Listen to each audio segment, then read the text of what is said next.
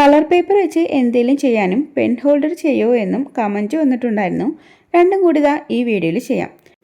അതിനായിട്ട് ഒരു പേപ്പർ എടുത്ത് ഇതേപോലെ ഒന്ന് മടക്കിയെടുക്കാം. അപ്പോഴേക്കും ട്രയാങ്കിൾ ഷേപ്പ് കിട്ടും. അതിൻ്റെ ബാക്കി വരുന്ന പോർഷൻ കട്ട് ചെയ്ത് മാറ്റാം. അതൊന്ന് നിവർത്തുമ്പോൾ ഒരു സ്ക്വയർ ഷേപ്പ് കിട്ടും.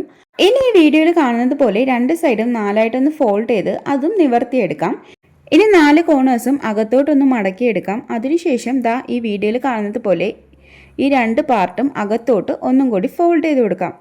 ഇനി മറുവശം എടുത്ത് ഒന്ന് മടക്കിയിട്ട് ഒന്നിൻ്റെ അകത്ത് വരുന്ന രീതിക്ക് ഒന്ന് ഇൻസേർട്ട് ചെയ്ത് കൊടുക്കാം. ഇനി നമ്മുടെ കയ്യിൽ ഏതെങ്കിലും ഒരു കാർഡ്ബോർഡ് പീസോ അല്ലെങ്കിൽ പേപ്പർ പീസായാലും മതി ഉണ്ടെങ്കിൽ ഇതിൻ്റെ അകത്തോട്ട് ഒന്ന് വെച്ച് കൊടുക്കാം. ഇതുപോലെ 6 കളർ ഷെയ്ഡിൽ വരുന്ന പേപ്പർ ഞാൻ ഇവിടെ ചെയ്തെടുത്തിട്ടുണ്ട്. ഇനി നമുക്ക് ഓരോന്നായിട്ട് ഈ വീഡിയോയിൽ കാണുന്നത് പോലെ ഗം തേച്ച് ഒന്ന് അറ്റാച്ച് ചെയ്തെടുക്കുമ്പോഴേക്കും ഇവിടെ പെൻ ഹോൾഡർ റെഡി ആയിട്ടുണ്ട്. ഒരു കാർഡ്ബോർഡിൻ്റെ പീസോ അല്ലെങ്കിൽ പേപ്പർ പീസോ യൂസ് ചെയ്ത് ബേസ് സെറ്റ് ചെയ്ത് കൊടുക്കാം. ഞാനിവിടെ ടേബിളിൽ തന്നെ വെച്ചിരിക്കുന്നത് കൊണ്ട് ബേസ് സെറ്റ് ചെയ്യുന്നില്ല, നിങ്ങൾക്ക് വേണമെങ്കിൽ ചെയ്യാം.